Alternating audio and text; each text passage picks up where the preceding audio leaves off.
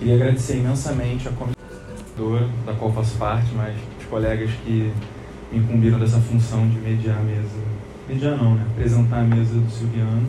Agradecer muito ao Silviano por aceitar o convite. Vou tentar não gaguejar, quando estiver lendo. Bom, o Silviano Santiago dispensa apresentações, sobretudo aqui nesse departamento.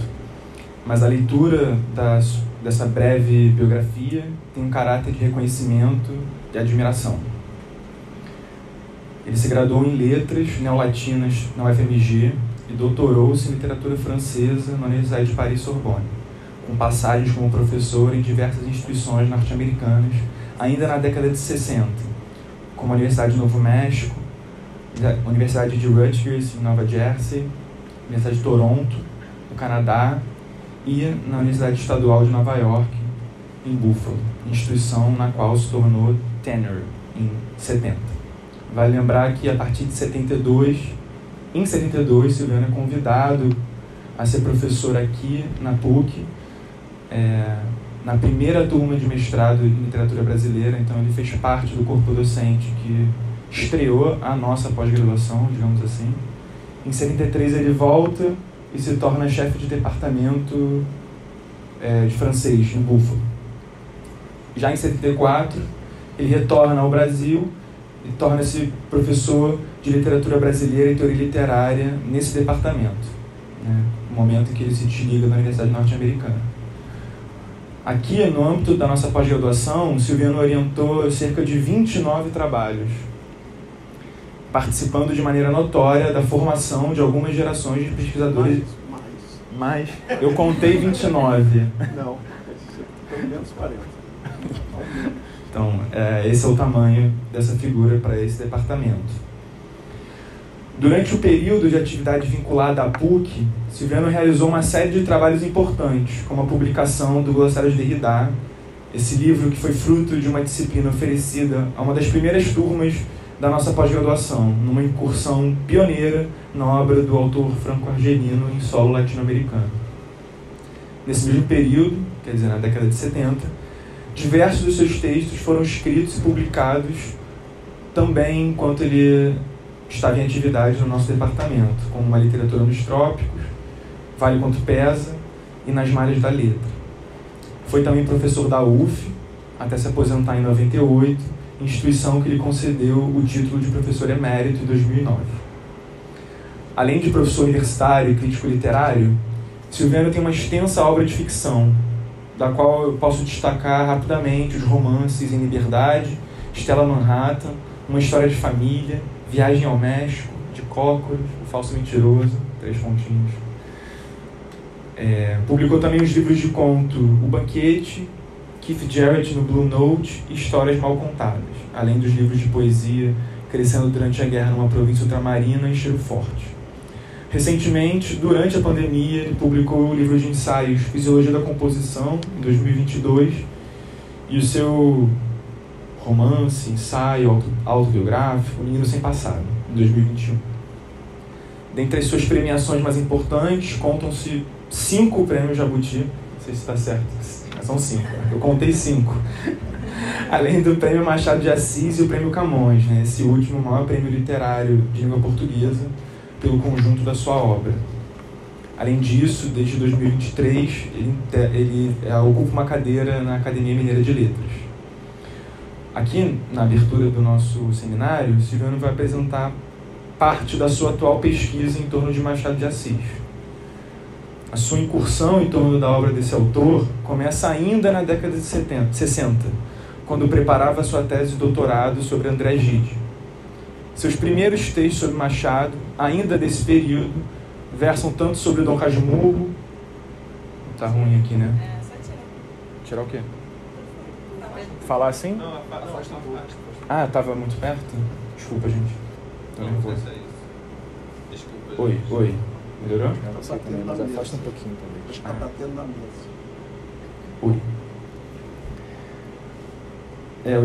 Seus primeiros textos sobre Machado, ainda desse período, versam tanto sobre Dom Casmurro, como é o caso de Retórica da Verossimilhança, publicado pela primeira vez em 69 e posteriormente coligido em Uma Literatura nos Trópicos, e já no Janeiro, sobre Ressurreição, primeiro romance de Machado.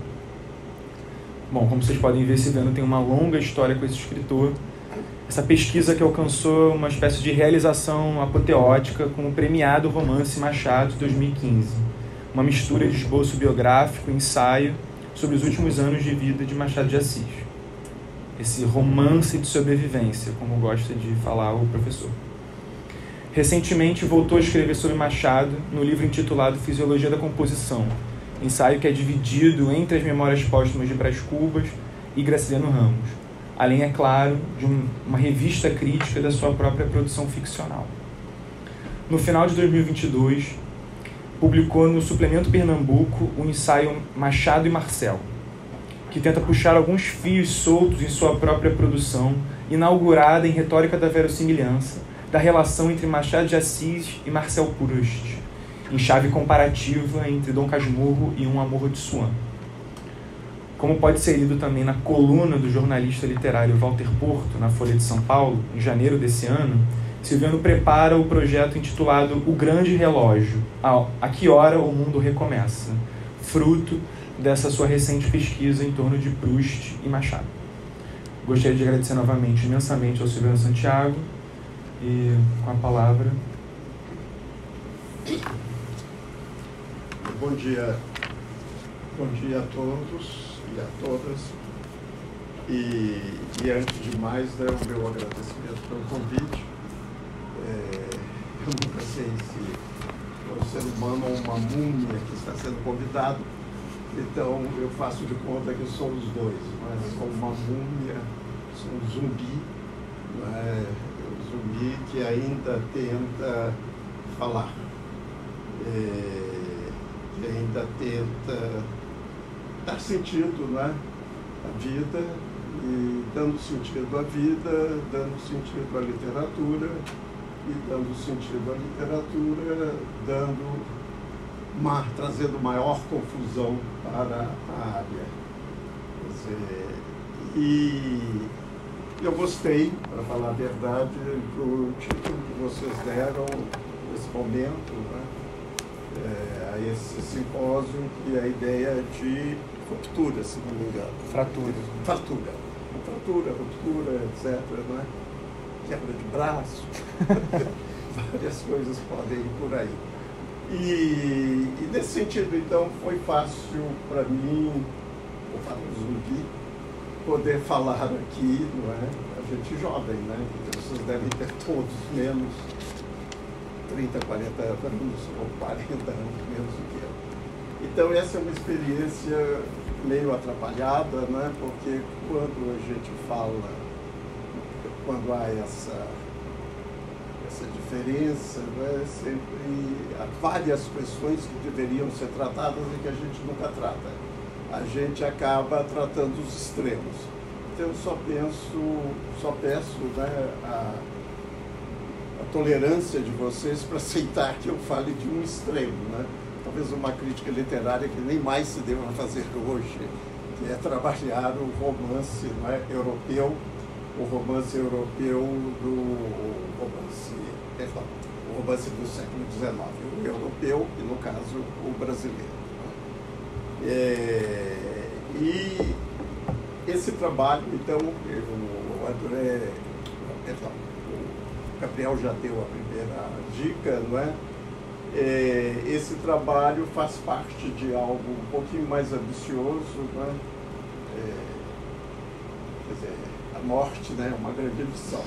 Também o que você faz próximo dela tem de ser também ambicioso, senão não vale a pena, Você se contenta com o legado.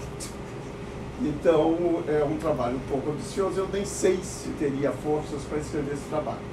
A ideia, juntamente com o Schneider de Pernambuco, é que ele fosse escrito em fragmentos. E assim, se ele não tivesse fim, não teria fim. E se ele tivesse fim, ele teria um fim que foi possível ser dado a ele, quer dizer, 2 ou 3 volumes com fragmentos. Quer dizer, o que eu estou apresentando hoje, portanto, eu não sei se vocês tiveram acesso aos 2 arquivos que eu enviei. Vocês não tiveram acesso? Não, eu enviei para a organização. Bem? Eu enviei para a organização. Aqui é uma pena, porque aí seria o segundo tópico que eu vou tratar, porque eu pensei que vocês tivessem tido acesso aos 2 capítulos, aí ficava uma aula bem engraçada, porque a aula, não é, em geral, vocês vão ter toda a informação do professor naquele momento, né? E aqui, não é, e eu hoje, não é, daria, não toda a informação geral que estaria contida desses 2 folhetinhos, né, a palavra que eu gosto de usar, desses 2 folhetinhos, mas eu apenas levantaria a bola sobre algumas das questões. Então, o que eu vou fazer não é essa aula meio estranha. O que eu vou fazer é alguma coisa também tão estranho quanto, que é uma palestra, e que eu pressuponho que vocês tenham lido e tenham alguma ideia dos problemas que eu vou levantar e que eventualmente possamos discuti-los de uma maneira mais concreta, que seria, de vez em quando, possivelmente eu recorrer ao texto para poder informar de uma maneira mais formal aquilo sobre o qual eu estou falando. Então, eu começo dizendo, né, que o interesse maior, ele advém daquela introdução que é feita pelo Antônio Cândido, né, na formação da literatura brasileira. É uma atitude bem radical que ele toma, não é? Que a literatura brasileira é um galho secundário da literatura portuguesa, que por sua vez também não é aquele tronco da literatura europeia, né? Agora, o que não é discutido nem por ele, nem pelos seus discípulos, é a questão do eurocentrismo. O que eu pretendo trazer, e Machado, de propósito, porque Machado, e aí é o título que eu dei a essa apresentação que eu vou fazer hoje, né? Machado representa, né, o fato de divergências em relação às convergências nacionalistas do seu tempo. Quer dizer, eu vou falar então dessas divergências de têmpera universalizante em Machado de Assis, que o tornam diferente de uma certa convergência nacionalista que advém de 1822. Portanto, né, Machado de Assis opera essa ruptura desde 1872. E não é por casualidade que ele publica o texto Instinto de Nacionalidade no jornal Novo Mundo, onde Sousandra trabalha em Nova York.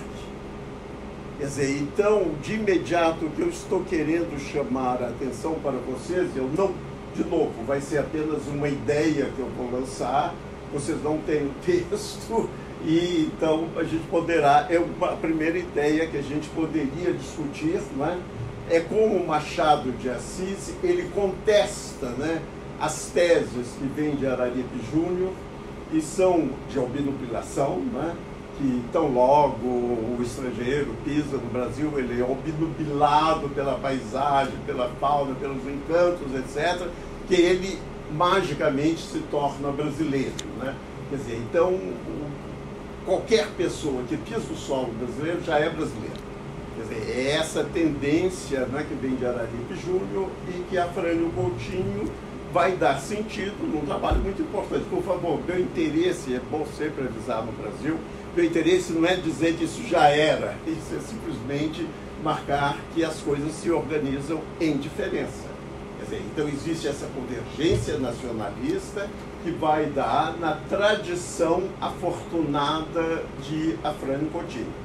Eu recomendaria quem não leu esse livro que o lesse urgentemente, para, não é, saber por que o nacionalismo é tão constante em todas as discussões de literatura. É a tradição afortunada, não é à toa que se chama tradição afortunada. Quer dizer, ela é aquela que funciona, é aquela que move. E aí eu não preciso dividir as disciplinas, não é? É que move as várias disciplinas do conhecimento. Mas, no entanto, surge essa tradição desafortunada. Daí a ideia, não é, de ruptura, de quebra, que é Machado de Assis, e eu não vou abordar aqui porque ficaria muito complexo, Sozandrat. Mas eu não sei se a Joste estaria por aqui. Mas seria bom que vocês vissem um livro da Joste sobre Sozandrat, não é? Porque aí vocês entenderiam por que eles fazem uma dupla desafortunada. Não é? É aquela que tem os seus detratores, tecendo os seus detratores, porque elas escapam a essa convergência nacionalista. E vai ter ao mesmo tempo, seus defensores aguerridos. Quer dizer, então, reparem, essa dicotomia ela é importante porque ela não só se explica do ponto de vista da produção, como se explica também do ponto de vista da crítica ou da história literária. Quer dizer, então, nós sabemos, por exemplo, como localizar, de certa maneira, Clarice Lispector, José de Alencar, a maioria das coisas de Mário de Andrade, e assim por diante, como as nordestinas, etc. E, por outro lado, nós entendemos Clarice, vamos entender essa tradição desafortunada, né, por assim dizer. Então, isso é uma ideia muito importante. E essa ideia, a meu ver, desafortunado. Agora eu vou tentar trabalhar um pouco mais o desafortunado. Né? Quer dizer, aquilo, não é, que é uma forma de divergência. Uma forma de divergência em relação a isso. E que, obviamente, sempre causa mais escândalo. Quer dizer, e Memórias Póstumas de Brás Cubas é o que eu escolho, porque é o momento exato do barulho, é o momento exato da ruptura, é o momento exato que os melhores críticos têm até dificuldade em chamar aquilo de romance. Entende? Porque algo está sendo concretizado. Mas o incrível que pareça é que tem uma crônica de Machado de Assis, de 1900, aos 20 anos de idade, que está no jornal Espelho, onde ele publica 5 crônicas, que se chama O Folhetinista. E ele vai tentar configurar o que é um folhetinista. Esse gênero, que é um gênero muito comum na Europa, não é? O folhetinista, ele seria hoje mais ou menos, guardado as devidas diferenças, o cronista, né? Ele fala de tudo. E aí, inclusive, Machado vai dizer, inclusive, de política. Quer dizer, ele fala de tudo de política. E ele vai dar uma definição, aos 20 anos de idade, ele já tinha essa definição do que seria esse narrador, né, da literatura brasileira, que seria o responsável por desafortunamento dela. E ele vai dizer que é muito difícil explicar o que seria um politinista no Brasil. A melhor maneira, isso está no texto, se você pudesse até ler, seria bom. Aí vocês vão ver que a coisa é um pouquinho mais séria do que eu estou falando. Espero, ou menos interessante do que eu estou falando. Ele diz assim: o folhetinista, na sociedade, ocupa o lugar do colibri na esfera vegetal. Salta, esvoaça, brinca, tremula, paira, espaneja-se sobre todos os caules suculentos, sobre todas as seivas vigorosas. Todo mundo lhe pertence, até mesmo a política. Essa é a definição que ele dá do politinista no Brasil. Quer dizer, aí já coloca aquelas questões que eu venho colocando desde a década de 70, que é a questão da cópia, originalidade, fluência, deslocamentos e, sobretudo, o que eu acho importantíssimo sempre discutir, que é o problema da anterioridade. Quer dizer, tudo que você faz tem uma anterioridade que não é daqui. E, ao mesmo tempo, essa anterioridade, por sua vez, ela é representada, e no texto é representada, pelo conceito de suplementariedade. Não é? Então, o colibri, não é, seria uma metáfora do folhetim, mas ao mesmo, do folhetinista, não é? Mas ao mesmo tempo uma definição de narrador, desse narrador que não existe por aqui, que pertence ao gênero animal, entende? Quer dizer, e ao mesmo tempo a descrição que ele faz é de uma petulância inacreditável, porque já é uma definição não do narrador dos 4 primeiros romances, mas do narrador de Memórias Póstumas de Brás Cubas. Você podia repetir os verbos, por favor? Ele salta, esvoaça, brinca, tremula, paira, espaneja-se sobre todos os caules suculentos. Sobre todos os caules suculentos, mas ele continua. Quer dizer, então qualquer obra literária é do interesse dele, né? Qualquer obra literária é do interesse dele, qualquer obra que seja é do interesse dele. E nesse sentido, a gente vai depois tentar, eu vou tentar apresentar para vocês um conceito também que já vem de Memórias Póstumas de Brás Cubas, de que Borges vai valer a pena, a Biblioteca de Babel, eu estou falando aqui do capítulo Delírio, Borges vai valer, e John Barth vai falar da literatura da exaustão. E dentro dessa da literatura da exaustão, eu vou fazer esse mesmo jogo. A literatura da exaustão é a literatura da exaustão no Ocidente. E a literatura da exaustão no Ocidente, ela pode ser explicada pela ciência. Isso é que nós chamamos de história. Se você faz uma citação de grego, você tem que tomar cuidado, porque você está fazendo uma citação de grego. Se você faz uma citação de todo, seja em artes plásticas, seja filosofia, seja não sei o quê, não sei o quê.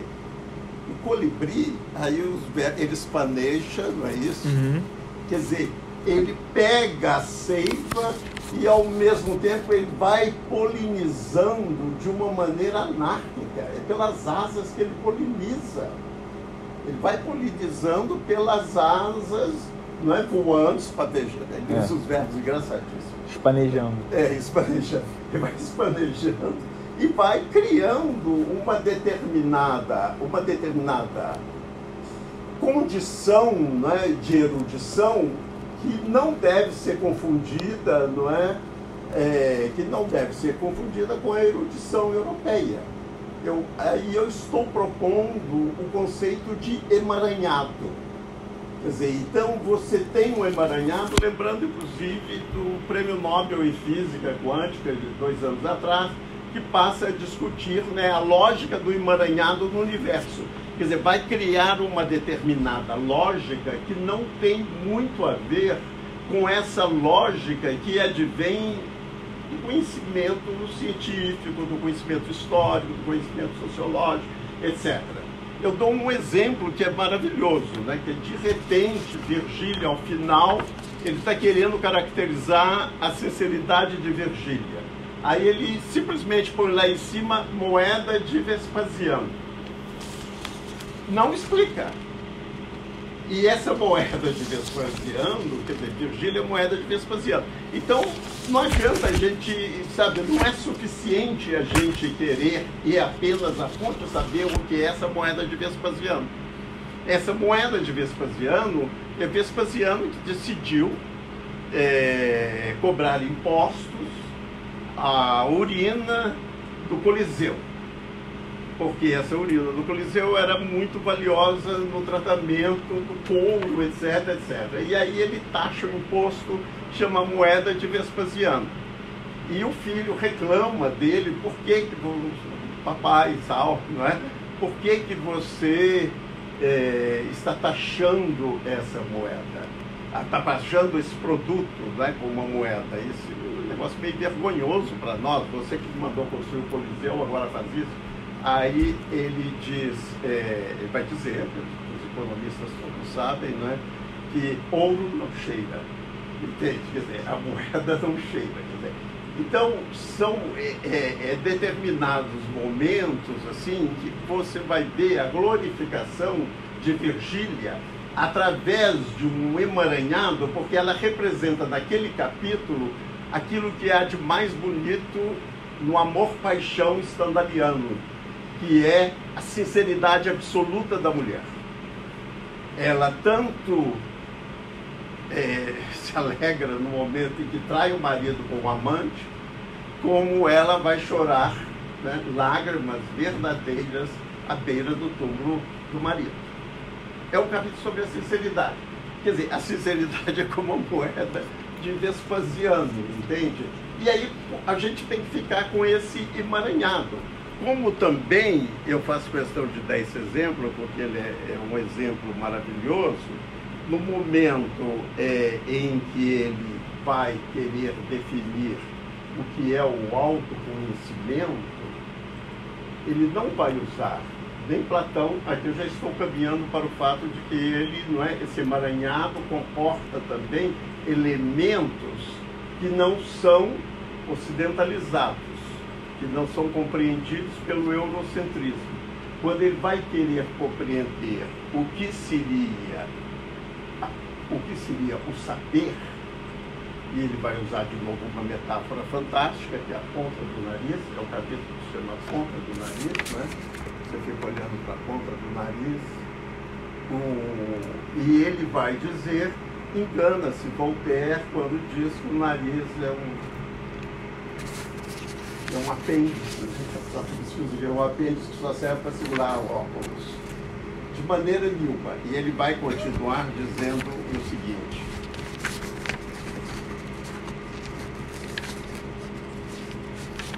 você podia ler para mim?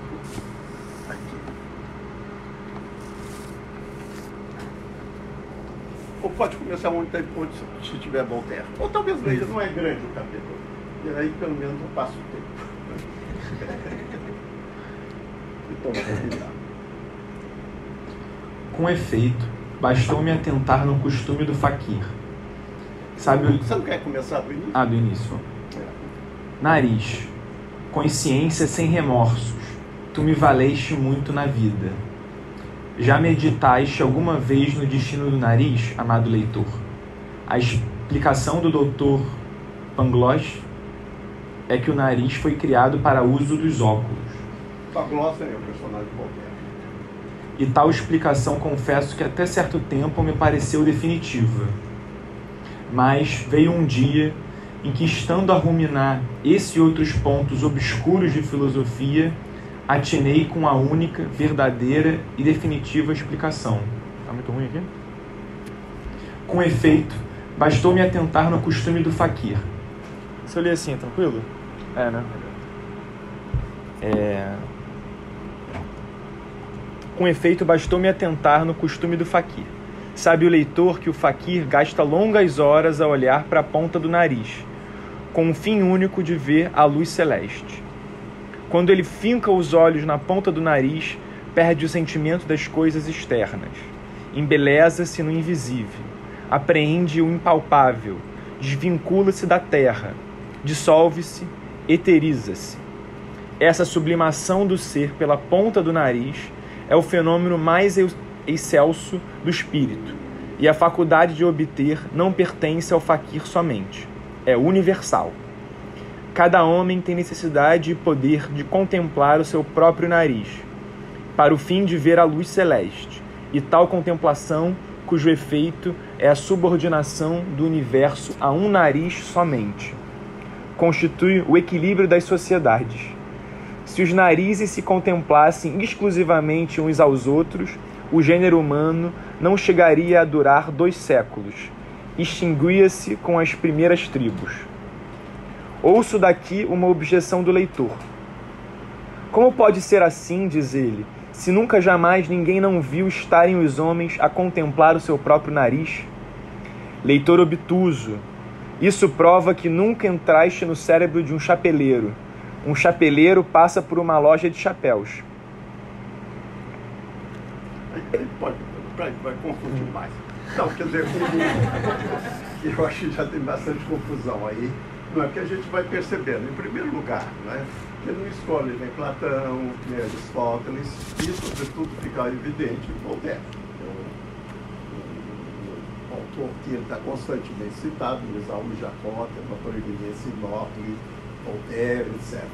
Quer dizer, ele vai escolher exatamente o que? Um faquir. Em primeiro lugar, é uma figura não ocidental.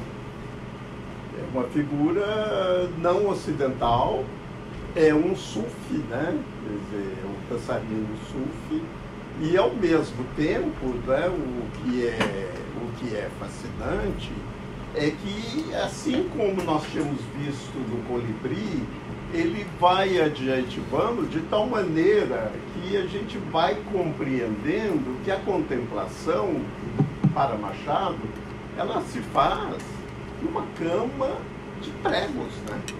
Deitado numa cama de pregos, não é no ambiente da ágora ou no ambiente tranquilo de uma sala de aula.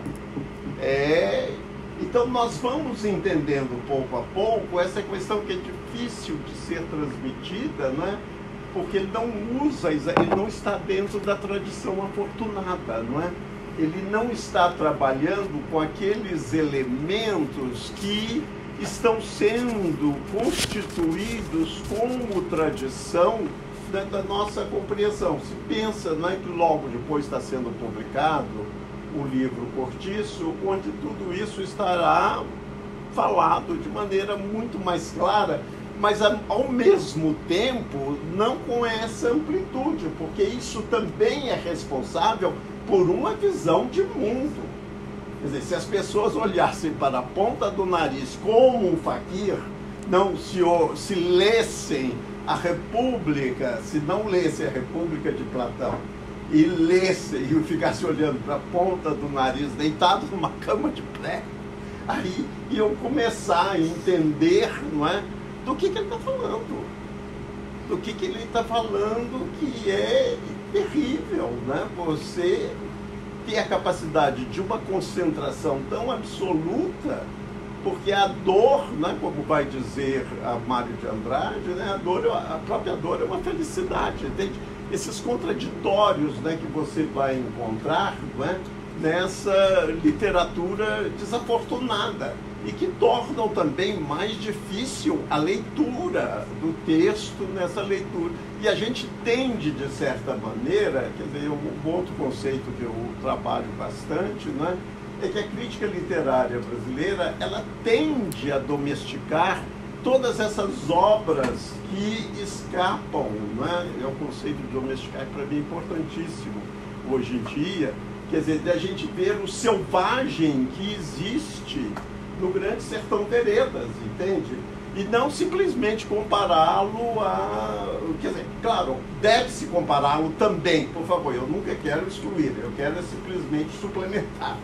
Dizer, mas o mais importante é enxergar o Grande Sertão Veredas como a wilderness, quer dizer, o que é isso em termos de realidade brasileira.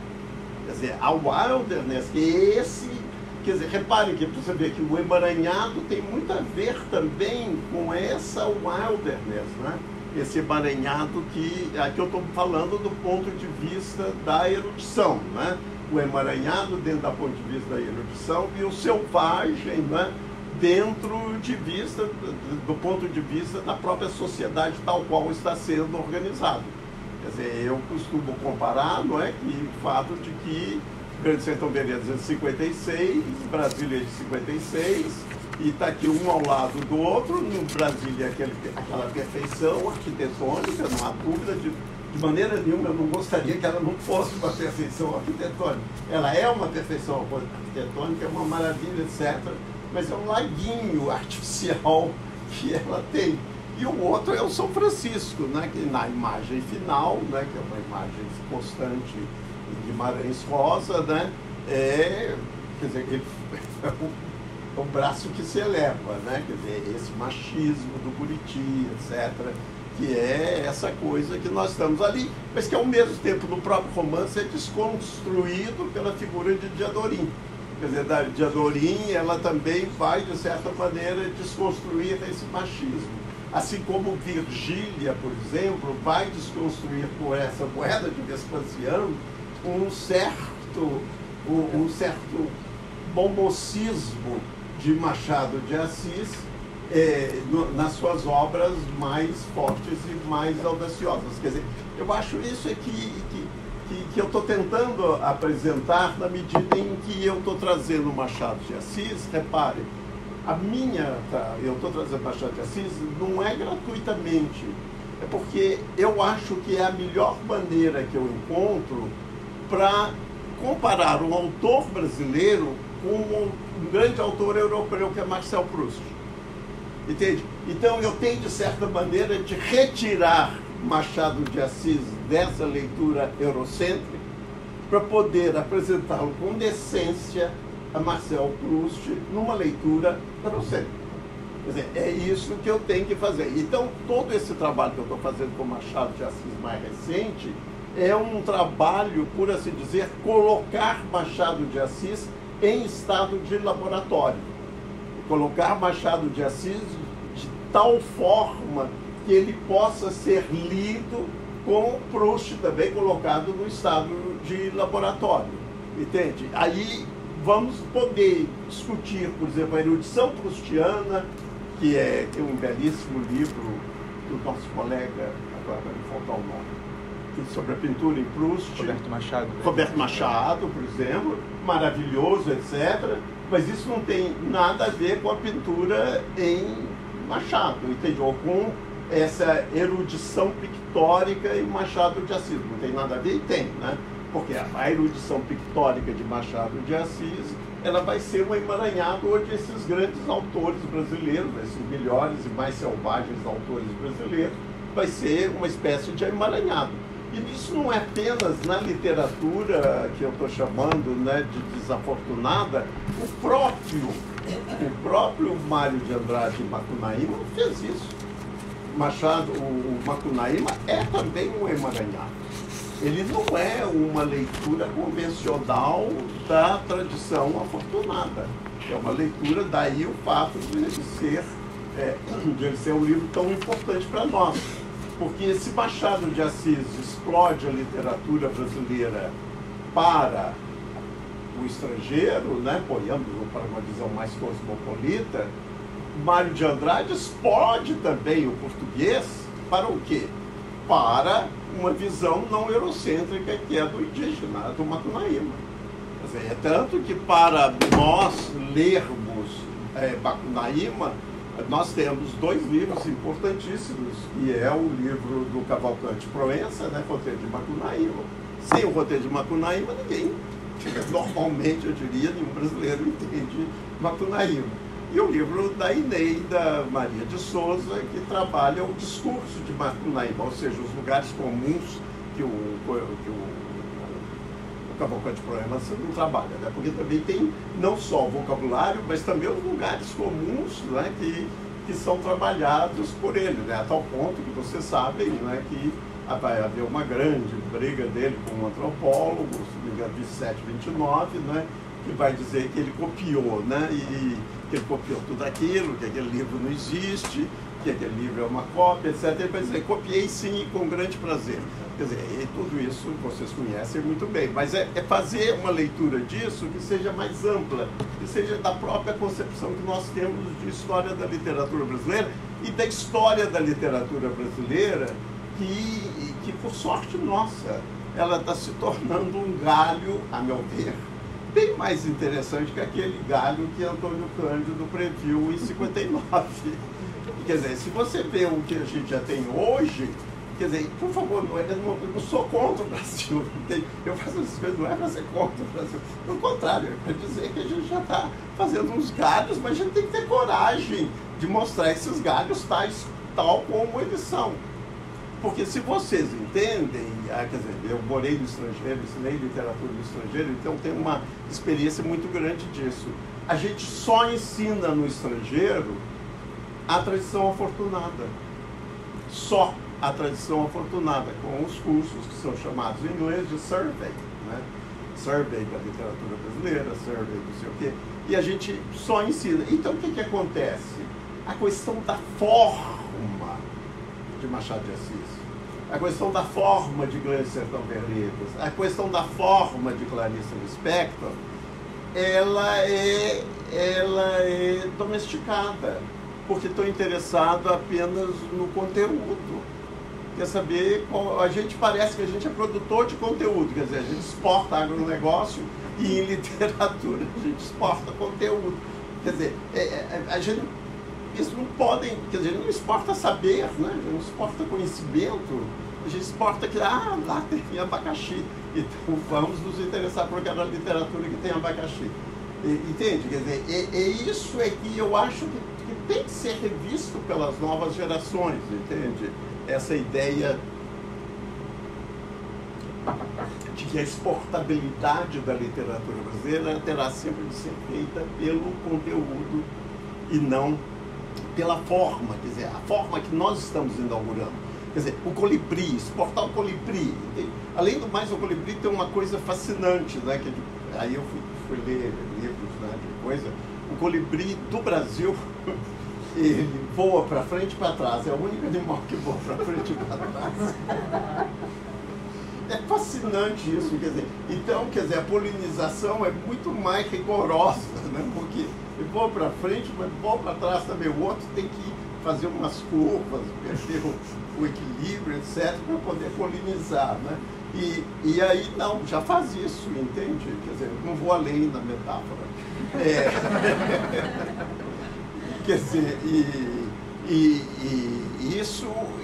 e aí entramos, né, nessa questão, repito, outras duas questões que a gente pode debater, se vocês quiserem, que seria essa questão, né, que Machado de Assis é muito consciente, né, de que a forma existe antes de a gente escrever.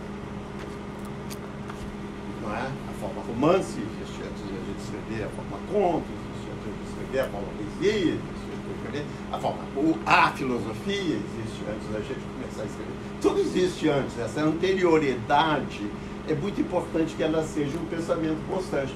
Ela não é uma inibição. A meu ver, né, ela pode ser exatamente um obstáculo que te incita a ter mais coragem, a ter mais audácia, a procurar com maior força, né, a sua própria originalidade. Quer dizer, essa originalidade de Machado de Assis, para um Joaquim Nabuco, por exemplo, ele nunca pensaria em Fakir, apesar de ter sido um abolicionista, apesar de ter uma bibliografia maravilhosa a respeito, né, de várias questões candentes no Brasil, mas não lhe ocorreria Fakir. A Machado de Assis lhe ocorre Fakir. Como lhe ocorre o que é um escândalo, e as pessoas nunca prestaram atenção nisso, fazer um pastiche do livro Peregrinação de Fernão Mendes Pinto, do século XVII. Machado de Assis tem um conto que se chama O Segredo do Bonzo, em que está escrito capítulo inédito da peregrinação de Fernão Mendes Pinto. Quer dizer, para ser inserido entre os capítulos tais e tais. Quer dizer, quem é que pensou que Machado de Assis faria um pastiche? Claro que faria, se ele já está falando de Colibri, cara, que faria um pastiche. Quer dizer, ele é tão proustiano nesse sentido que é normal. Se você quiser aprender a escrever, você começa com pastiche. Agora, depende do que tu vai fazer no pastiche, como sempre na vida, né? Quer dizer, então esse capítulo, se vocês forem ler Peregrinação, não sei se sabem aqui, literatura portuguesa, né? As grandes, em lugar de ser os Lusíadas, é a colonização do Oriente, né? E a colonização do Oriente é descrita, esse é o grande livro que descreve, a bibliografia imensa, né? A colonização do Oriente. Repare, de novo é curioso, né? Estamos falando da colonização do Oriente, Machado falando da colonização do Oriente, e dentro desse livro da colonização do Oriente, o que ele quer pastichar? Ele vai querer pastichar uma coisa curiosíssima.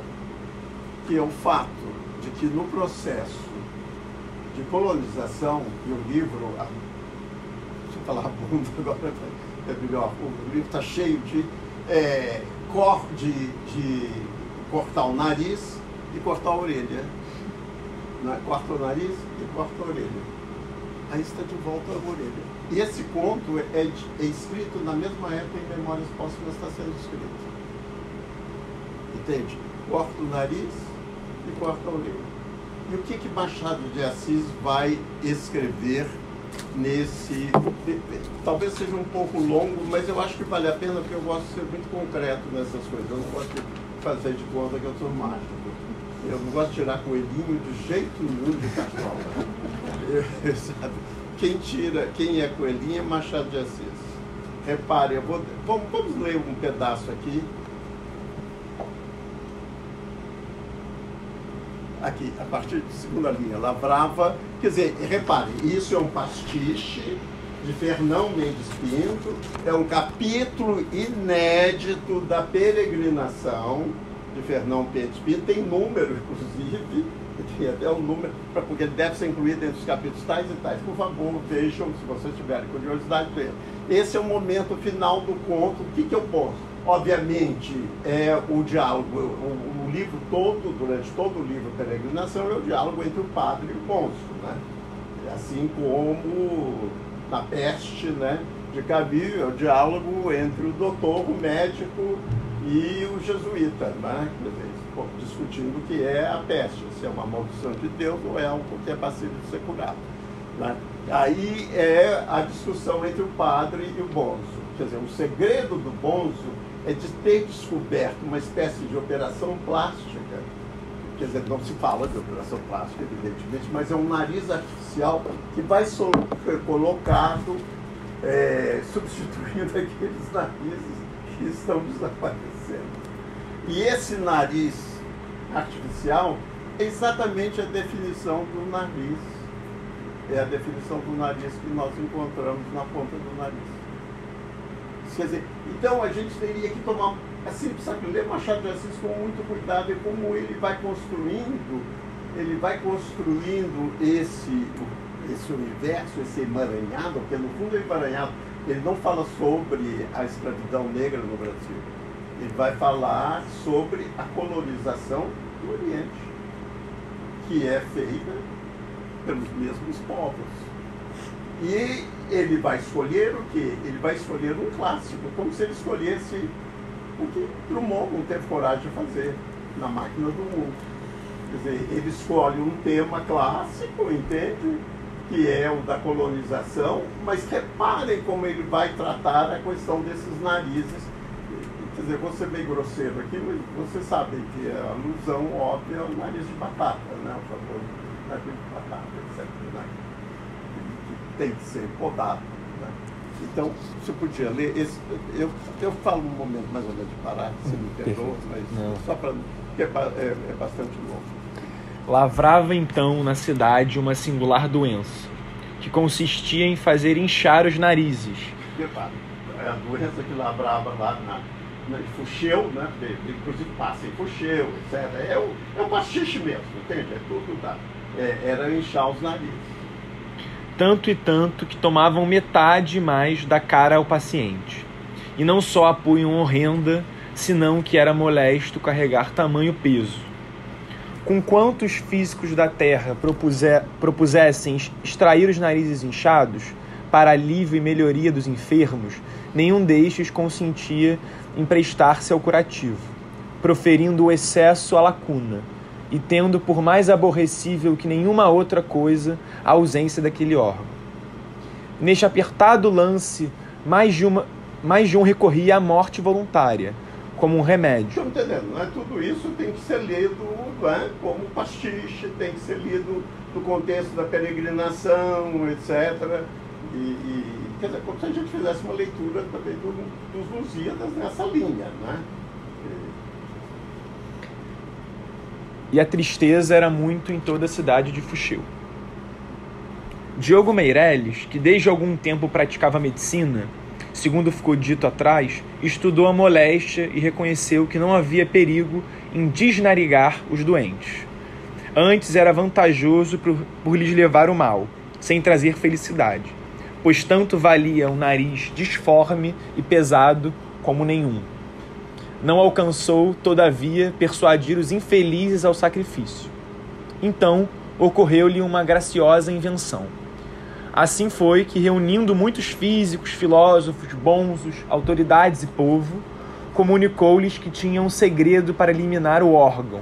E esse segredo era nada menos que substituir o nariz achacado por um nariz são, mas de pura natureza metafísica, isso é, inacessível aos sentidos humanos, e contudo tão verdadeiro ou ainda mais do que o cortado.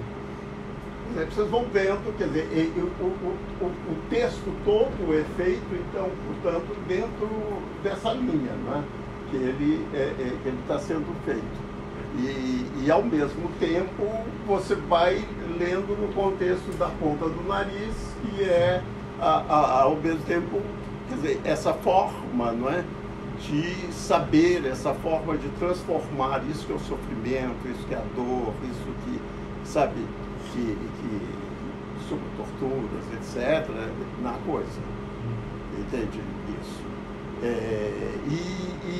E aí essa leitura de Machado, então, ela possibilita, né, a meu ver, ela possibilita compreender de outra forma isso que nós chamamos de participante, né, de participação, de participante, etc. Ela permite dessa maneira, né, compreender todas essas coisas, mas de uma maneira, não é, que numa leitura, não é, que favorece, não é, que favorece a espiritualidade, que favorece o saber, que favorece, né, o conhecimento, etc, etc. Quer dizer, isso seria um outro ponto também a ser analisado.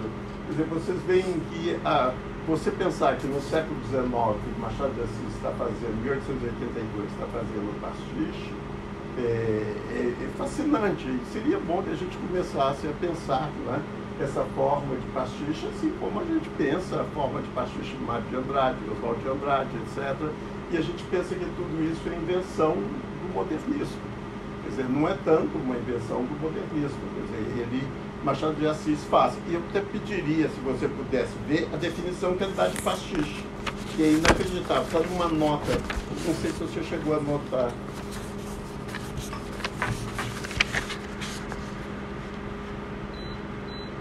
Até não, ele dá uma definição de pastiche que é inacreditável, que é igualzinha a definição que está em Melange Pastiche de Proust. É a mesma coisa, é impressionante como são... Você não acha, né? Você tem uma coisa? Tem. Por acaso? Aí você põe pastiche e aí acho que é mais fácil do que a gente ir atrás das páginas.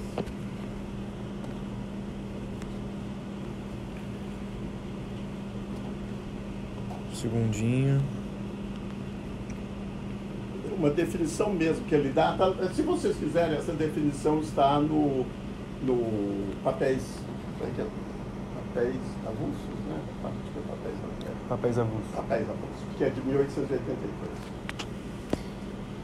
Achou? Um segundo. Tô tentando abrir aqui. Não, acho que é mais complicado que eu achar.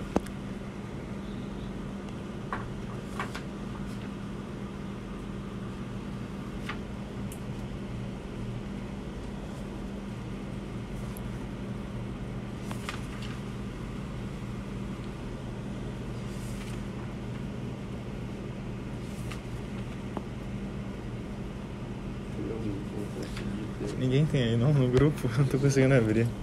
Esse se eu tivesse... Ah, consegui. Ah, tá. A definição? Tem. Localizar. Se você achar a página, já percebi. Sem procurar isso. Aqui, a nota 6 no meu. Hein? É a nota 6. 6. Ah. Não sei se é... página que está? O meu aqui tá página 15.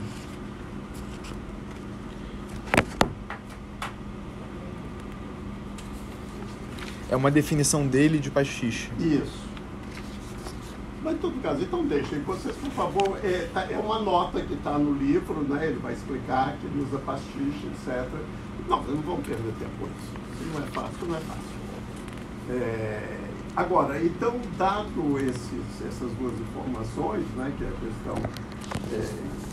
essas questões que eu venho colocando, a gente passaria para uma terceira, né, que é a do eurocentrismo, e o exemplo que eu dou é o exemplo de Bougainville e Diderot.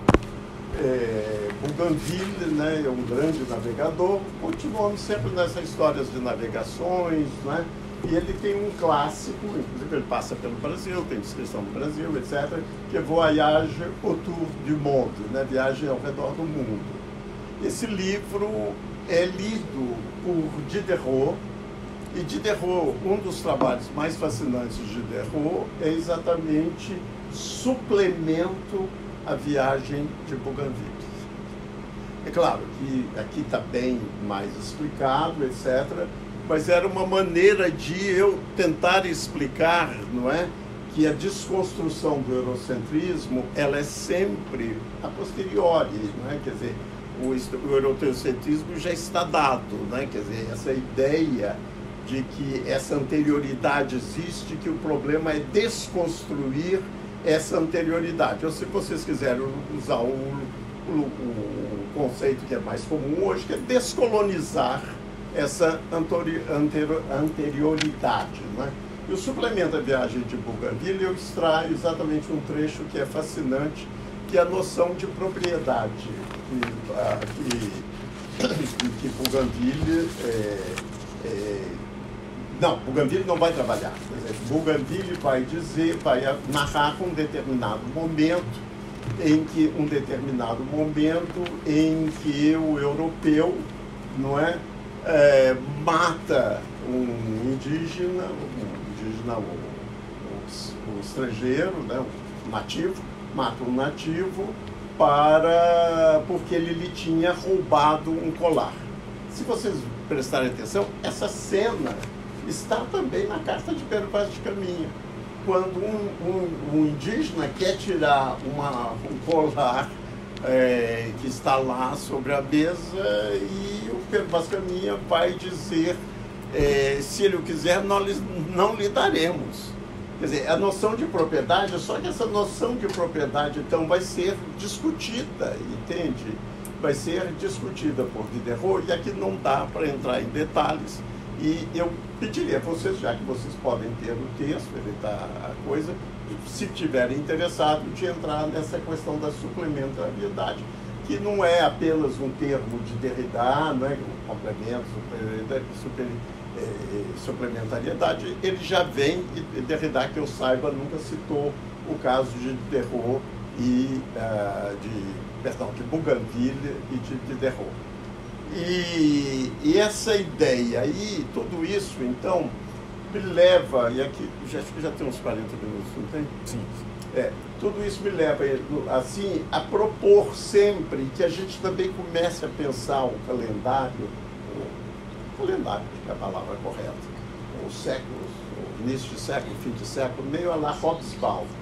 Hobsbawm, num dos livros dele, ele vai dizer que o século XX, né, provar que o século XX termina em 1991. Quer dizer, então, não é gratuito isso. É claro que ele vai dar todo o raciocínio dele para dizer que o século XX termina em 1991. E eu, então, acho que essas questões em torno que nós estamos discutindo aqui, que seria ponhamos em linguagem mais literária, o cânone e a desconstrução do cânone, e o cânone sendo a literatura afortunada e a desconstrução do cânone e a literatura desafortunada, né? O cânone e a literatura europeia e a desconstrução do cânone, obviamente, por literaturas periféricas. Quer dizer, essa questão que nós estamos discutindo aqui, então, ela, no caso da história brasileira, ela teria de ser compreendida, se a gente quiser analisar essa tradição, ela teria de ser compreendida, é bem curioso como isso é importante em Machado de Assis, a partir de 1808, quando né, os portos brasileiros são abertos. Né? Quer dizer, e, obviamente, isso é comemorado, uma grande exposição no Rio de Janeiro, na data em que morre Machado de Assis, 1908.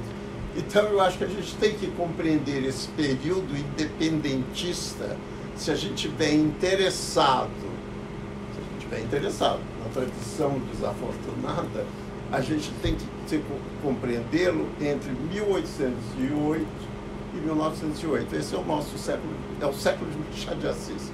O século de Machado de Assis é esse século, 1808 e 1908. E dentro desse século, privilegiar uma data inacreditável, né, que é 1881, que é publicado o Memórias Póstumas de Brás Cubas. Então, e privilegiar essa data, que precede exatamente, já numa visão bem crítica, né, portanto, da conveniência, né,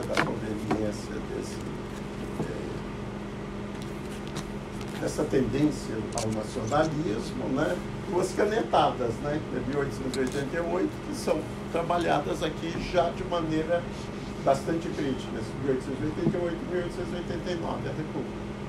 E aí, é claro, um livro a gente teria que economizar o Jacó, e aí, é claro, já não é só Memórias Póstumas. Memórias Póstumas seria, de certa maneira, essa explosão, né? É uma expressão onde há uma divergência de Machado de Assis em relação à convergência nacionalista, e há também o que eu acho mais bonito até, que é uma divergência em relação à própria obra. Machado de Assis é levado a se inventar de novo como romancista em 1881, porque ele não rejeita aquela obra, ele se inventa como um outro tipo de romancista, que é aquele que escreveu os quatro primeiros romances, que pela crítica eram considerados romances linfáticos. E aí é incrível, né, como esse diálogo dele de Memórias Póstumas de Brás Cubas com o defunto, né, ele ganha muito mais peso, né, que você está dialogando com alguma coisa que é defunta, né, que é uma tradição que, se quiser ir além da autonomia e chegar à soberania nacional, né, e isso é importante em Machado, os conceitos de autonomia e soberania. Machado sempre está querendo a soberania nacional, como, aliás, Lula. Não há muita diferença do novo Lula, que está querendo a soberania nacional. E, nesse sentido, você tem que fazer uma inserção no universal. Você tem que fazer uma inserção no mundo. E, por outro lado, né, você tem, né, isso que a tendência seria desaparecer, né, ou ser amenizado, ou ser controlado por inserção. Nesse sentido, Machado de Assis, por exemplo, está até mais adiante dos grandes pensadores do século XIX brasileiro, que estavam muito mais interessados na formação do Brasil do que na inserção do Brasil no mundo. Quer dizer, a formação é Caio Prado Júnior, quer dizer, começa com Joaquim Nabuco, que é a formação, depois Caio Prado, formação Antônio Cândido, formação Celso Furtado e assim por diante. Né? Quer dizer, e começar, que eu acho a grande abertura no momento, e isso eu digo para mostrar que não é uma questão de nacionalismo, é uma questão de nacionalismo estreito em relação a um nacionalismo aberto ao mundo. Né? Abertura dos portos ao mundo, abertura do... Sabe, quer dizer, é essa possibilidade de negociação não mais só internamente, né, e não podendo exportar mercadorias, sempre exportando fabricados, né, sempre exportando a matéria-prima, etc. E aí por diante isso, a gente vai até o infinito. Quer dizer, então, isso, a meu ver, não é importante nesse sentido, né?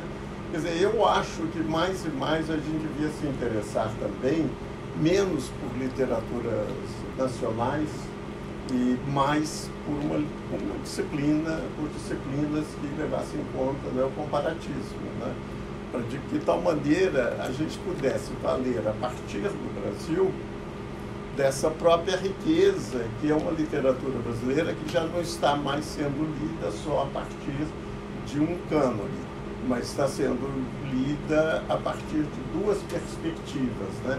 Que é Machado de Assis, e aqui eu volto à questão inicial de Sousa Andrade, é Machado de Assis e Sousa Andrade. Aí, nesse sentido, então, teria que ser feito todo um trabalho também com vistas à poesia, entende? Quer dizer, como Gonçalves Dias não bate muito com Sousa Andrade, como José de Alencar não bate muito com Machado de Assis, sem querer desmerecer nem Gonçalves Dias, nem José de Alencar.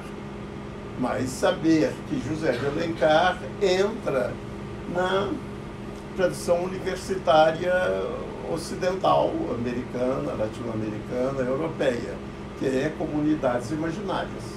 Realmente, ninguém escreveu comunidades imaginárias melhor do que José de Alencar. Repare, comunidades imaginárias, hein? Quer dizer, e o outro que disse que trabalha só a imaginação acaba construindo comunidades que são muito mais concretas, que são muito mais críticas, que são muito mais fortes, etc. Entende? Nesse sentido, eu acho que seria muito bom também que a gente levantasse mais essa outra questão. Agora, se vocês quiserem, a gente pode falar um pouco, então, sobre essas questões. E a única coisa que eu pediria é que de vocês, depois, se estiverem realmente interessados, pedissem os textos, né? Porque lá está explicado de maneira mais organizada. Eu posso mandar para todo mundo? Então, depois, quem quiser... eu não falei do segundo texto. Só uma palavrinha. O segundo texto é um texto que eu li aqui na PUC, mas está melhorado. É sobre a questão de...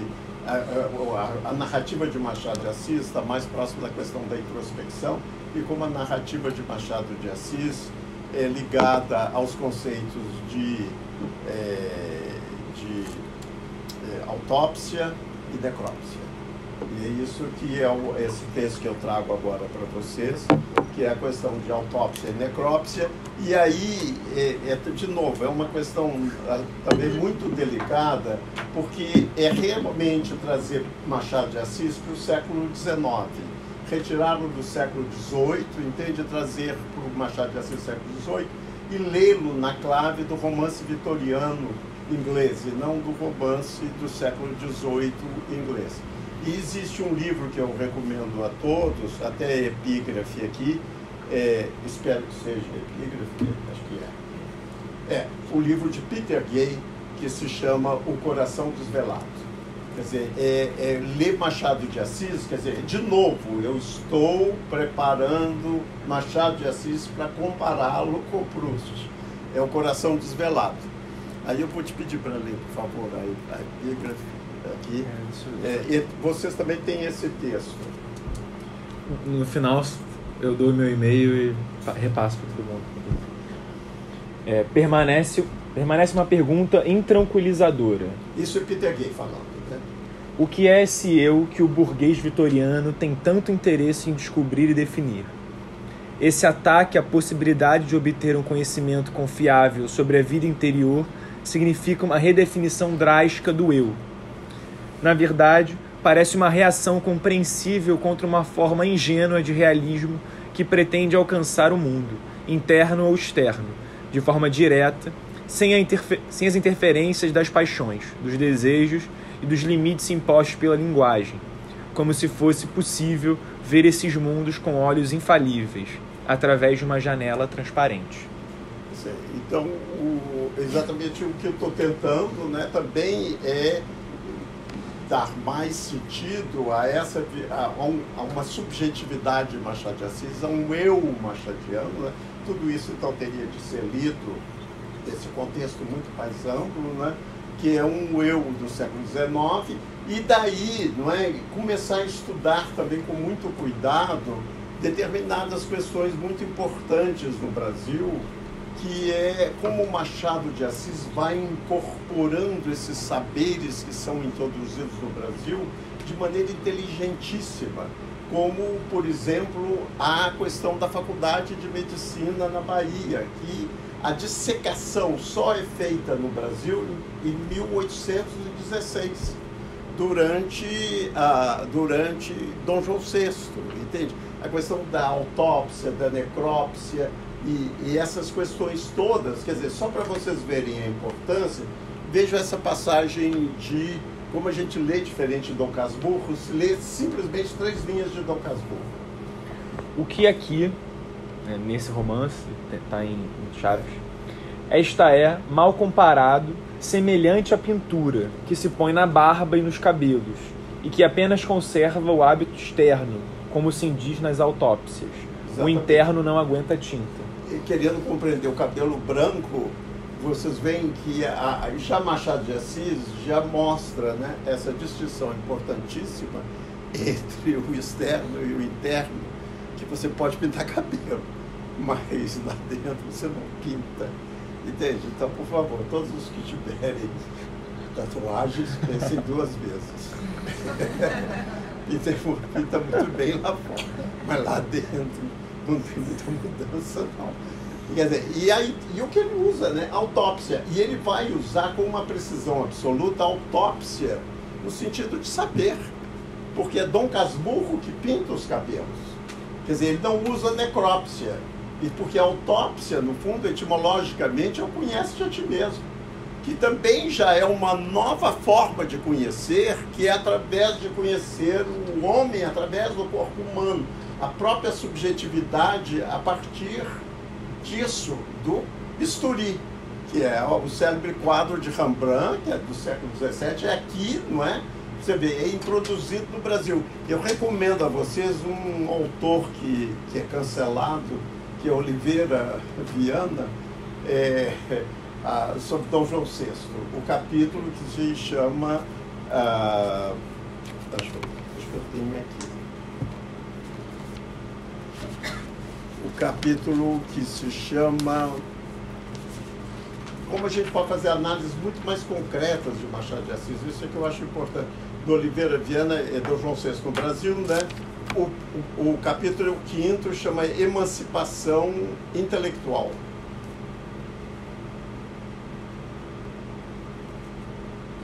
E aí ele vai dizer, só eu pegar... E aí depois você vai ver a própria questão da arte, né? Que é curiosíssimo Dom João VI, porque ele é expulso por Bonaparte, né? Mas, no entanto, ele que traz a visão artística de 1816. E aí tem toda uma história de intrigas, etc., por que esses grandes figuras estão vindo para o Brasil, etc. São coisas assim fascinantes que se a gente começar a estudar também, não o contexto meramente, sabe, acho que eu tenho que usar essa palavra, sociológico, mas o contexto de como o saber é introduzido no Brasil, a gente pode compreender determinadas coisas de Machado de Assis. A própria ideia também, e agora eu vou terminar, e a própria ideia mesmo de valoração das ações humanas é maravilhosa. Eu não sei se eu conseguiria encontrar o capítulo aqui, que é aquele capítulo em que o Brás Cubas vem caminhando no cavalo, e aí de repente ele ia levar um tombo e possivelmente morrer, e tem um Homocreve que o salva. E aí então ele pensa, ele tem 5 moedas de ouro, aí ele pensa em dar 2, depois ele pensa de novo, será que 2 é muito, eu vou dar 2 de cobre, mas 2 de cobre, não sei o quê. E afinal, sorte dele, porque ele me salvou, ele salvou uma vida, isso é muito mais importante que dinheiro. Quer dizer, é impressionante como a própria questão que a gente discute meio, né, economicamente, essa questão do dinheiro, é uma questão fascinante, Machado de Assis, quer dizer, e aí vão surgindo outros problemas, que é na industrialização você é obrigado a ter, né, a contabilidade, né? E a contabilidade é também usada para compreender o próprio ser humano, né? Quer dizer, na maneira como ele premia, ou como ele avalia, como ele julga as ações humanas. Quer dizer, então é tudo isso que eu acho que Machado de Assis traz, né? e que pode ter algum interesse. Muito obrigado.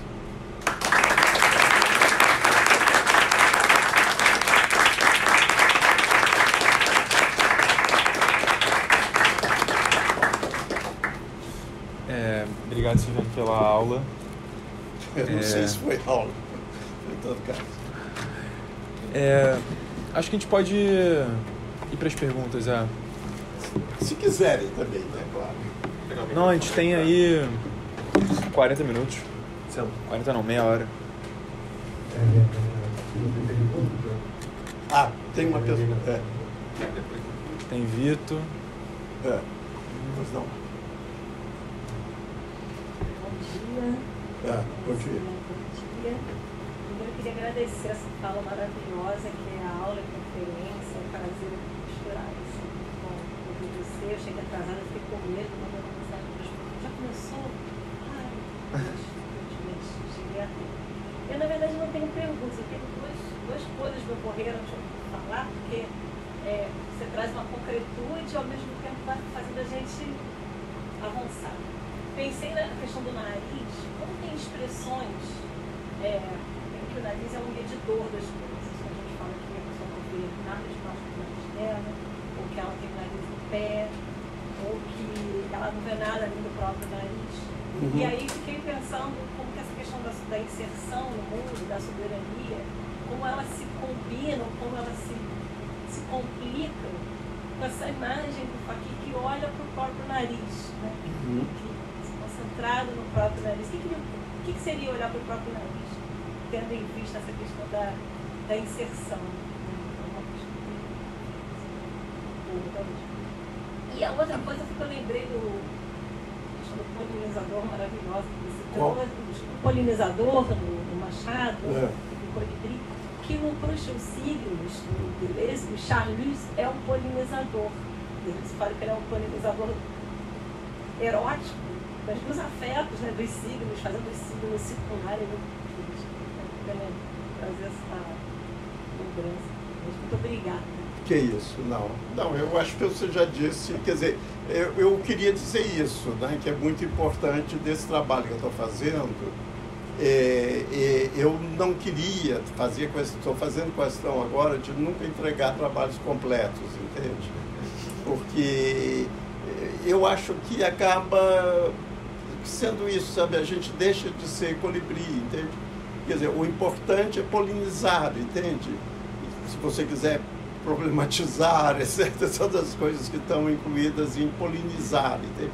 Então é feliz essa sua lembrança, quer dizer, porque aí depois seria esse trabalho, você me dá a garantia de que esse trabalho que eu farei posteriormente, porque ele não dá para você fazer de uma maneira, quer dizer, eu conheço Proust um pouco, e conheço Machado um pouco, mas não dá para comparar assim, né? A gente vai ter que colocar os dois em estado de laboratório. É claro que em Proust eu vou escolher a questão do ciúme, e eu escolhi a questão do ciúme muito mais num adulto, que é o Charles Swann, do que propriamente no próprio narrador, entende? O Charles Swann, onde aparecem essas questões financeiras de maneira muito nítida.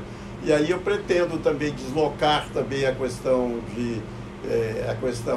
em Shakespeare, que Shakespeare é importante para ambos, por exemplo, do Otelo para o Mercador de Veneza, entende? Porque o Charles Swann é judeu, né? E aí tem a Cocotte, e tem todos os jogos financeiros ali dele com a Cocotte, então esses jogos financeiros, homem, mulher, etc., sabe, quer dizer, e ao mesmo tempo tem os jogos financeiros entre Dom Casmurro e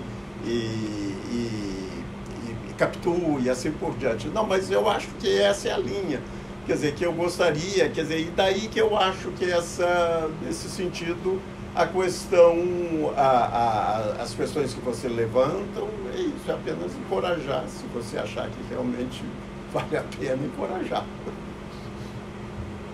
Silviano, eu Pode. queria te ouvir falar mais sobre Proust, especificamente como é que você localiza o Proust. Não, mas aí está muito cedo ainda. Não. Daqui a 6 meses, né? Hoje são essas coisas. Não, porque aí vira outra coisa. Não, aí já tem. Inclusive, sobre Proust, eu sei menos do que os especialistas, é muito menos. Eu vou usar muitos especialistas. Não, porque te ouvindo falar, inclusive citando o Rodolfo Machado, no Proust e as Artes, vai basicamente elencar os 3 artistas da recherche e pegar principalmente a parte que o escritor, né, do seu preferido, o Bergotte, morre, que é olhando uma tela do Vermeer, aquele pedacinho de pano amarelo, e diz: queria eu ter escrito como esse pedacinho de pano amarelo que está no canto. Uhum. E eu fiquei pensando nessa metáfora. No início da sua fala você disse que são metáforas pictóricas diferentes, muito diferentes entre o Machado, por exemplo, e o Proust. Para o Proust, a metáfora é um quadro do Vermeer, e para o Machado a metáfora é o colibri, talvez. Mas são tantas, né? Machado, né?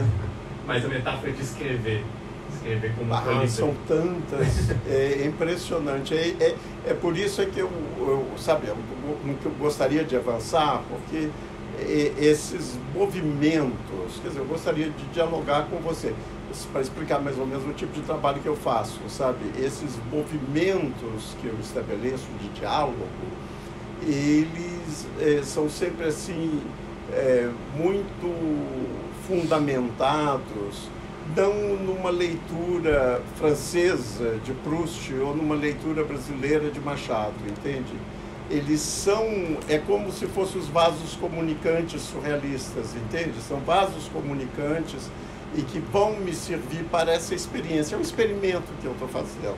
Eu acho que a gente tem que começar a esquecer a crítica literária, a crítica artística, etc., de esquecê-la um pouco como uma organização de um determinado mundo homogêneo, organizado, daí que eu estava falando, entende? Homogêneo, organizado, sem querer desmerecer isso, hein? Não é para desmerecer isso, mas passar a pensar isso de uma maneira mais próxima, né, do que o John Barça chama de exaustão, entende?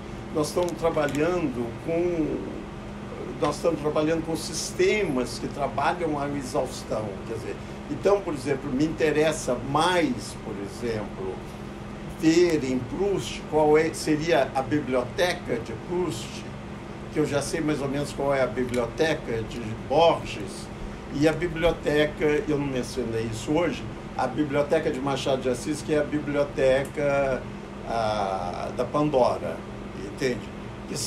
E essa biblioteca é a organização da biblioteca de Pandora, que ela é muito mais abrangente, porque ela vem desde o início, que já não é, que é o bem e o mal, etc., e até o final, né? Quer dizer, que é de uma abrangência absoluta, e ao mesmo tempo isso é construído sem nenhuma preocupação, já que é de uma maneira de novo animalesca, porque um paquiderme que o conduz de um lado até o outro, entende? E aí então é muito mais um processo de compreensão de determinadas questões que o romance apresenta, do que propriamente um conhecimento da pintura enquanto ela, ou do romance enquanto ele, ou sabe? Quer dizer, aí eu uso muito o conceito de hospedagem. Quer dizer, então o emaranhado, ele hospeda, entende? E na medida em que ele hospeda, é o jogo que existe entre esse autor que é hospedado e aquela obra que está sendo escrita. Em Machado de Assis, por exemplo, a hospedagem é usada constantemente para que se fale de alguma coisa que não faz parte que não está sendo narrado. No caso de Esaú e Jacó, não está sendo narrado o encilhamento. As pessoas não gostam de Esaú e Jacó, os historiadores, porque ele não fala nada do encilhamento de concreto.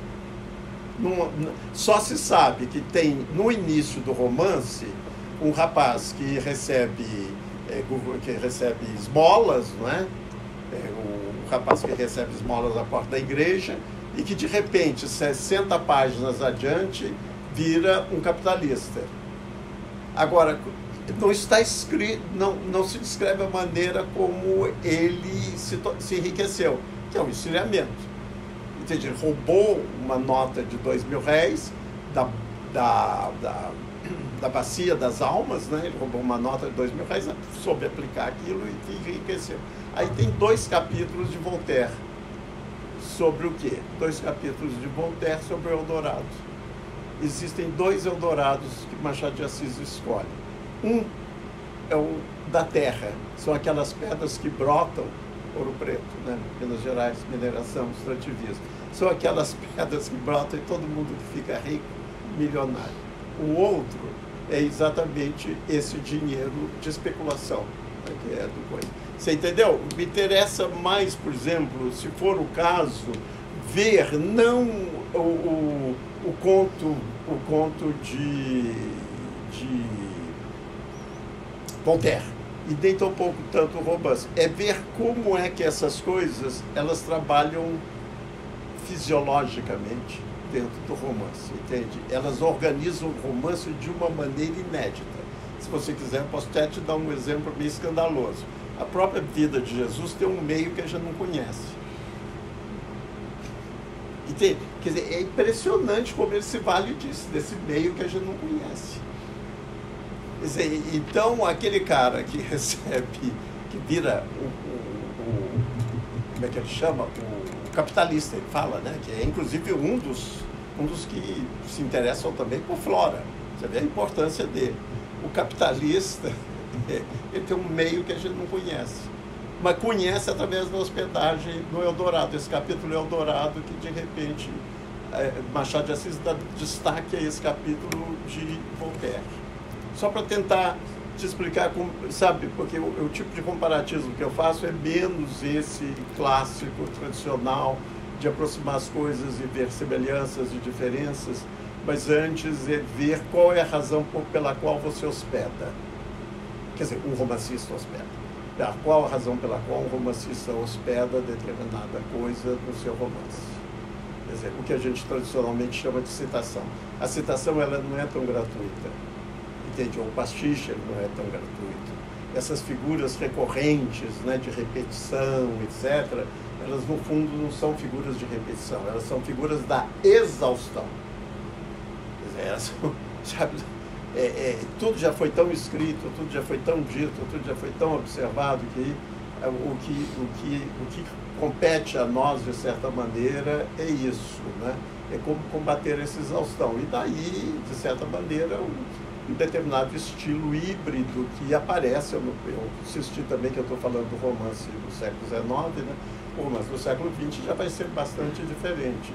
Quer dizer, começar com o próprio Ulisses, de Joyce, né? Que é a hospedagem de Ulisses, né? Mas a hospedagem de Ulisses onde? Então, lá, não é cá. Agora, o que isso afeta? Se hospeda ele lá, ele cai e não lá. Entende? Se hospeda Voltaire no Brasil, o que acontece com isso? Se você hospeda a moeda de Vespasiano no Brasil, o que acontece? Sabe? É essa questão da hospedagem. E a gente tende a domesticar essas hospedagens a partir de comparações que muitas vezes não são tão favoráveis ao autor brasileiro. E aí é a noção de influência, a noção de cópia, e não, né, a noção de originalidade, a noção de rebeldia, a noção de ruptura, essas noções que surgem. Então eu te diria isso, entende? Mas que não estou respondendo. Eu tenho uma pergunta também. Não é uma pergunta, algumas coisas que me vieram a falar, não é uma inutilidade, na verdade, que é um poema da Jory Graham. Um poema da Jory Graham, que é uma poeta norte-americana, que ela pensa muito filosofia, o fim do mundo também, mas o poema ele vai com os colibris, ele fala os colibris imaginando suas asas, sendo seu coração, e andorinhas imaginando o horizonte, que é uma linha que levantam e deixam cair. É um poema extremamente. Esse eu trouxe, eu achei que tinha tudo a ver, mas uma coisa que eu fui notando é que toda a sua fala, ela passa por forma, né? O tempo todo você está lutando ali pela tensão da forma, e algo que me parece também que é uma coisa que falta por aqui, que é um estudo da forma, né? A gente acaba estudando a literatura muito sociopoliticamente, que é interessante, mas tem algo que fica do interno da língua, né, de como a gente existe, como a gente vive nas suas subjetividades, como a gente quer, que falta, né? E aí quando você fala do propor uma escrita em fragmento, é interessante, mas ao mesmo tempo eu acho que é quase um pouco mais do que você vai, que não é só fragmento. Eu acho que fragmento já está numa espécie de vida estranha, né? Que as pessoas escrevem fragmentos sabendo onde acaba e isso vai contra o fragmento, mas toda essa fala é de fato um emaranhado, né? Assim, o tempo todo esse sopro de vida com todos esses emaranhados, que eu acho que de certa forma é algo além do fragmento, porque tem ali uma força que é completa em si mesmo. Né? O fragmento ele tem algo de lacuna e tudo mais, que é, de certa forma, algo que você faz, né? Você está falando dessas vidas que tem um pedaço, e quando tem a lacuna, a gente tem espaço para o pensamento. Né? Mas essa coisa da forma que eu fiquei pensando que é muito interessante, desse não humano, desse selvagem, né? Que você traz o escape humano, você traz o Brás Cubas, você traz o próprio Proust, né? Que vai esgarçando o tempo, a gente pode ver o Brás Cubas como esse esgarçamento também. Mas eu queria talvez que você falasse um pouco mais dessa forma, assim, dessa importância do estudo da forma, até porque aqui todo mundo tem que escrever, eventualmente eu acho que a forma é sempre algo que se coloca para escrever dissertações e teses e tudo mais. Quer dizer, o que eu poderia dizer sobre a forma,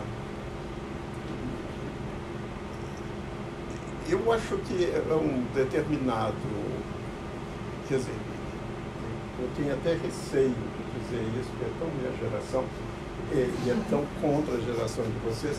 Tem vou falar antes, deixa eu abrir parênteses, tem um documentário no canal Curta sobre comum, que está muito bem feito, vocês chegaram a ver?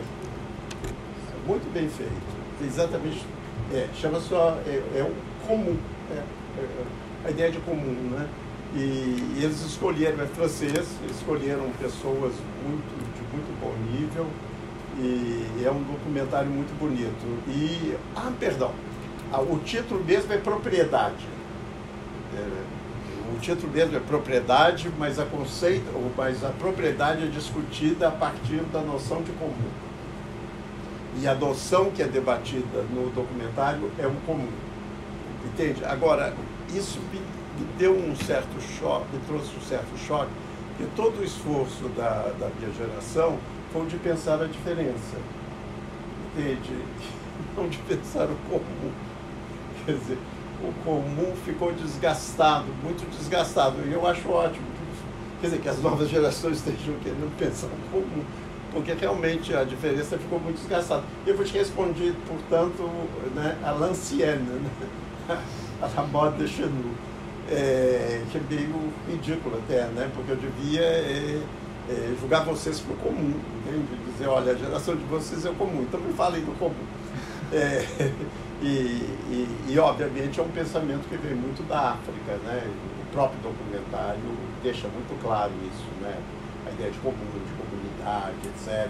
A ideia, inclusive, de fragmento, que é quase impossível você pensar o comum universalmente, você sempre pensa o comum em calhes, né? Assim, em enclaves, etc, etc. Mas a nossa geração foi muito as filosofias da diferença. Então, na medida em que um dos nossos prazeres maiores foi exatamente de começar a questionar, quer dizer, essas formas que eram estabelecidas pela tradição.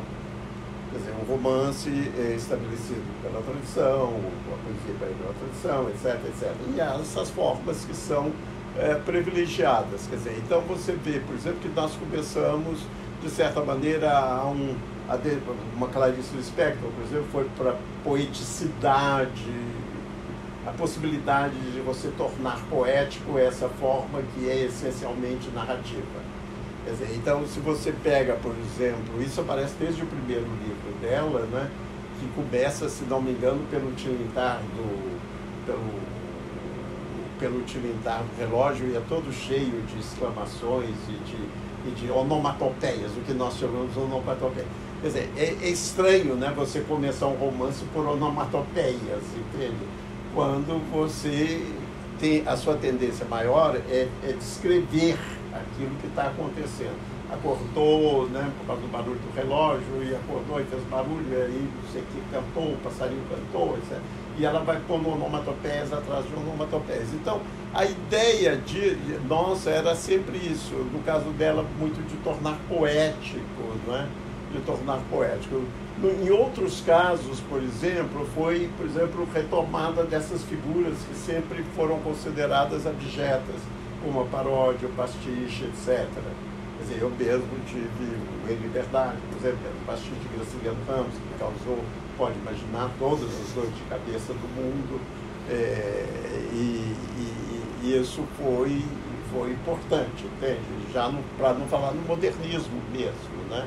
Quer dizer, que isso não é uma coisa. Por outro lado, também veio esse lado ensaístico, por exemplo.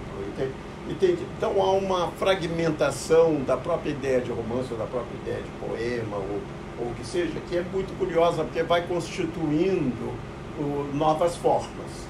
E há coisas, a meu ver, mais importantes em termos de língua hoje em dia, de língua mesmo, que é a questão de uma possível, em que Mário de Andrade possivelmente é aquele que mais ousou, né, que é a explosão do português pelas línguas dos povos originários, né, no caso indígenas, ou ainda dos povos que são diaspóricos, entre eles, não é, a questão do africano, diaspórico, etc., com a questão da escravidão, etc. Quer dizer, são línguas que foram amansadas também nesse processo de tornar lusa a língua oficial brasileira, entende? Quer dizer, isso também é fascinante, a meu ver, entende? Quer dizer, o mar, como é que chama, Adalberto? O mar... Ei? Paraguai. Mar Paraguai. Por exemplo, o Mar Paraguaio, do rapaz, do Wilson Bueno, por exemplo. Coisas desse gênero, entende? Mas eu poderia citar, eu estou falando sempre dos mais antigos, né? Depois você vai tendo os mais novos, etc. E vendo como isso vai rendendo, entende? Como isso, afinal, acabam sendo formas altamente produtivas, entende? Isso é que eu acho mais importante. Eu próprio também, por exemplo, tenho questionado, infelizmente tenho que usar eu, né? No final, estou aqui, o que eu posso fazer? Só eu.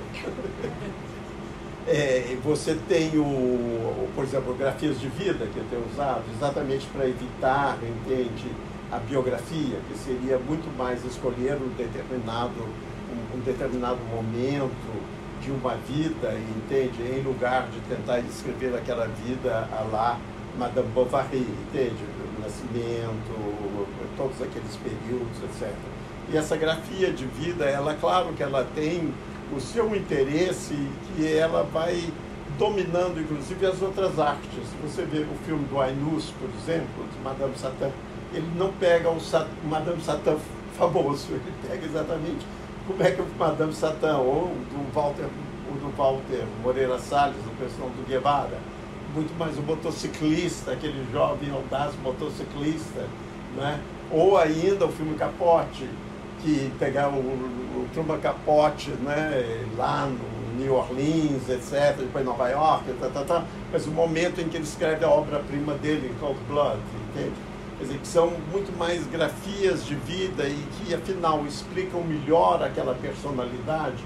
E aí eu recomendaria a vocês a Enciclopédia Mirador, que eu acho uma coisa maravilhosa, porque a Enciclopédia Mirador, ela tem um índice inicial, né? Ela não é feita pelos verbetes tradicionais. E nesse índice, por exemplo, se você olhar aquelas figuras que são mais importantes e mais complexas, você vai ver que ela está dividida em várias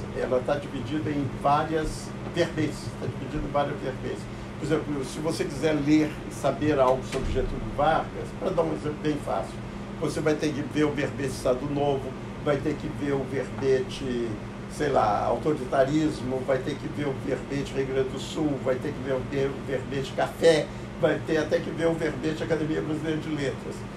Quer dizer, então, é muito fascinante essa maneira também como a própria enciclopédia, ela se repensa, entende? E ela se torna precursora, não é, do Google. Ela se torna precursora do Google, onde você põe uma determinada palavra e, de repente, quer dizer, então você vê como o projeto do Antônio Weiss, é um projeto altamente produtivo também, e como isso se espraia, sabe? Quer dizer, isso não fica, assim, na literatura, ou do cinema, ou das artes plásticas, etc. Para não falar nas artes plásticas, por exemplo, em tudo isso que eu estou falando sobre filosofia da diferença, como uma peça da Lygia Clark, como Os Bichos, é tão importante, a noção de dobradiça, entende? Quer dizer, a noção de dobradiça todas as filosofias da diferença giram em torno de dobradiça. Quer dizer, e aí eu podia ir para o infinito. Agora, sobre esse trabalho que eu apresentei aqui hoje, que é fragmentada, é claro que existe por detrás uma teoria uma teoria que são os meus trabalhos, né? Comparatismo que eu venho fazendo, etc. E que é isso que, de certa maneira, tenta se organizar e se desorganizar. Porque a ideia de emaranhado, por exemplo, eu nunca tinha trabalhado, entende? Eu trabalhava a erudição de uma maneira mais convencional. Hoje eu tendo a trabalhar a erudição de uma maneira menos convencional.